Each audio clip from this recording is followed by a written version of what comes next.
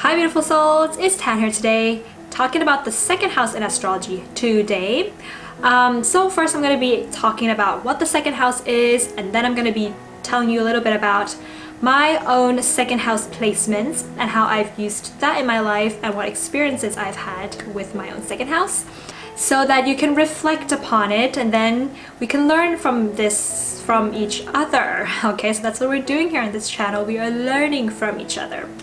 So you want to have your natal chart in front of you and see what sign rules your second house. If it's confusing, see what your ascendant is, all right? And whatever sign is ruling your ascendant, the second house is going to be ruled by the next sign in the zodiac after the ascendant. So for example, my rising sign, my ascendant, is in Gemini, so my second house is ruled by Cancer because Cancer follows Gemini in the zodiac order. Okay, and see if you have any planets in there, and if you do, please comment below what sign rules your second house and what juicy planets do you have there. So the second house is what I call the house of your values.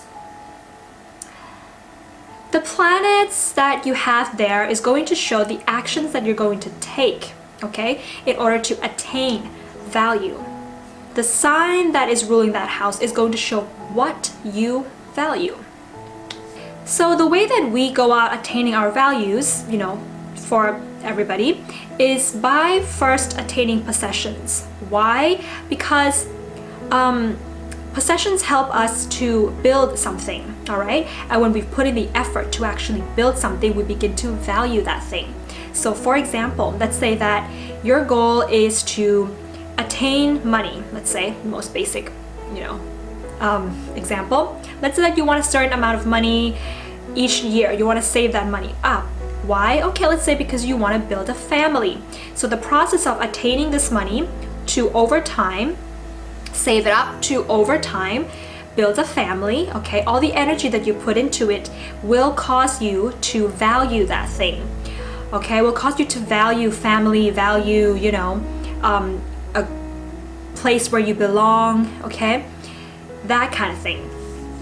So it is at this house, if ruled by an earth sign, will feel a little more comfortable, okay, because earth is all about building something, right?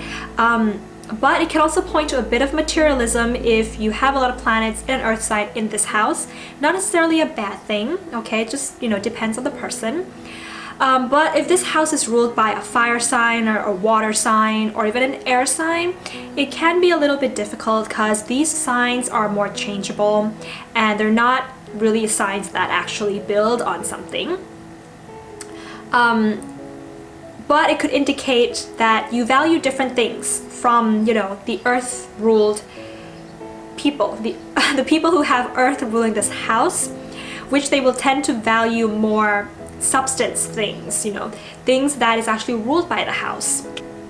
So if air is ruling this house, it could mean that your values would be geared more towards friends, knowledge, you know, the mind. If it's fire, it's going to be geared more towards the heart, following your passion, standing up for what is right and moral.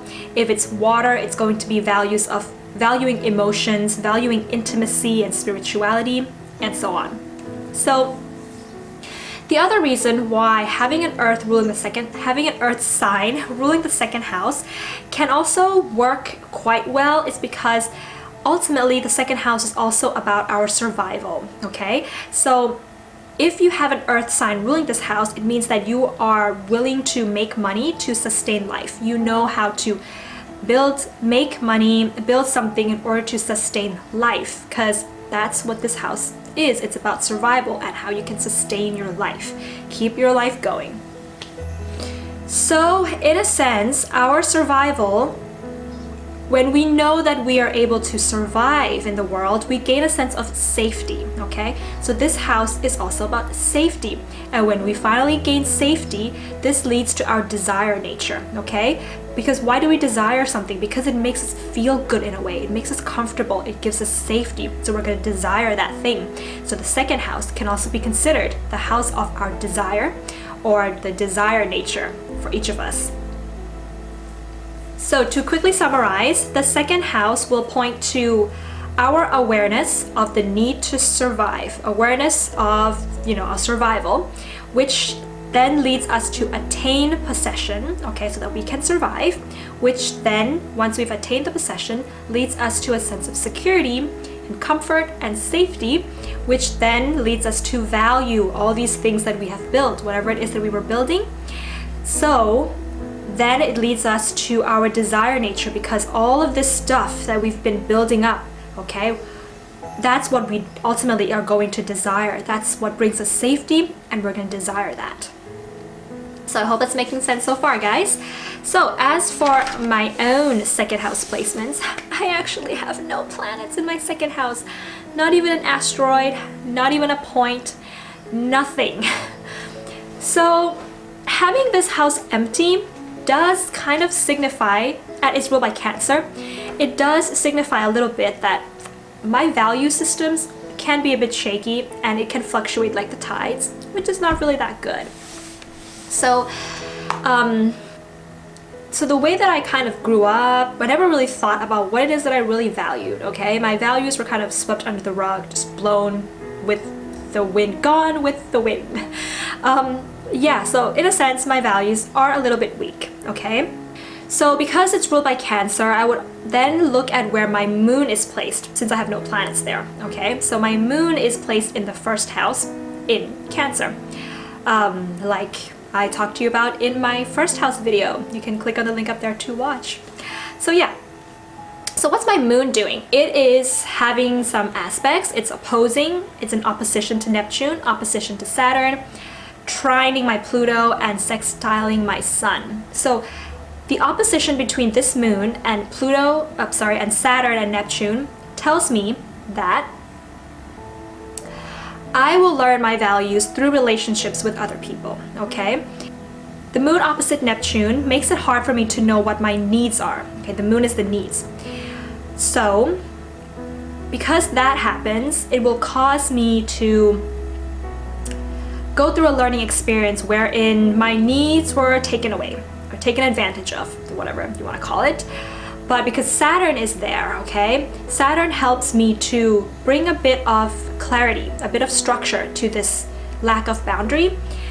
And when I learn to use my Saturn, okay, the methodical, ways of Saturn, by organizing, by researching, by making lists, okay, about my lack of boundaries, about what my values are, I had to actually list out my values. I had to do research first, okay, about what values means, what are the different values out there, and then I had to look inside myself and see what it is that I value. And I actually made a list of my values, okay, and that helped me to be more firm in my values. And because this moon is trining Pluto and sextiling the sun, okay, this means that when it sextiles the sun, my wants and my needs are actually very compatible with each other. So I actually internally know what I want, and my wants are the same as my needs, actually. But it was hard to come to this realization because of those oppositions that I had to work through methodically. And what is it that I actually need? With the moon trining Pluto like that, this tells me that I value emotional authenticity and emotional depth, okay? So I'm someone that, when I'm talking to somebody and when they are telling me how they feel, that's good. I like that, I want you to be as authentic with me as possible, okay? Don't try to sugarcoat your feelings, because that means that, one, you don't know what you feel, or two, you are hiding something, right? So you're either being illusioned by your own feelings, or you're hiding something, which I don't value. That does not bring me safety and security. But if you tell me, it doesn't matter how dark your feelings are, it doesn't matter how traumatic your past experiences are, I don't care, as long as you are honest with me. So this emotional authenticity is ultimately what I value, all right?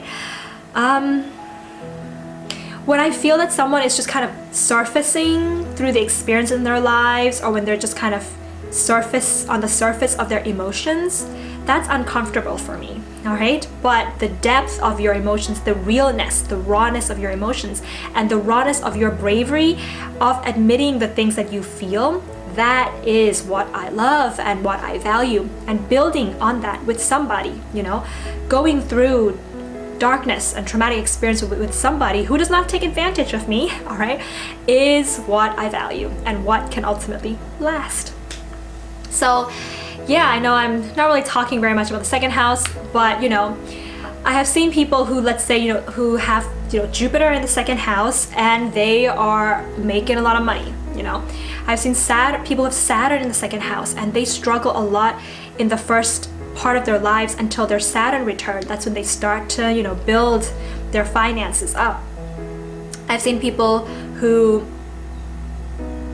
have their Mars in the second house, and it's like these people can value, you know, sexual experiences a lot. They are very loyal in their sexual experiences because they value that so much, you know. Yeah, things like that. So that is all for today, guys. It's your turn. Please leave a comment below and let me know what planets you have in your second house, what sign is ruling your second house, and how that's been playing out in your life. I would love to know, because as much as you're learning from me, I am learning from you too. I cannot stress how much I have learned from all the people that have commented on my videos. I know I don't have time to actually reply all the comments, but I read all of them, and I put that in my mind, in my 12th house Mercury, which is very expansive. I stuff all that in there, and I learned so much from you guys. And what I learned from you, I put it inside myself and I put it out there for other people again. So please let me know what's going on with your second house. And if you like this video, please give it a thumbs up. Hit the red button below to subscribe to the channel if you haven't yet. If you've already subscribed, then thank you very much. And yeah, I will see you in the next video. Bye!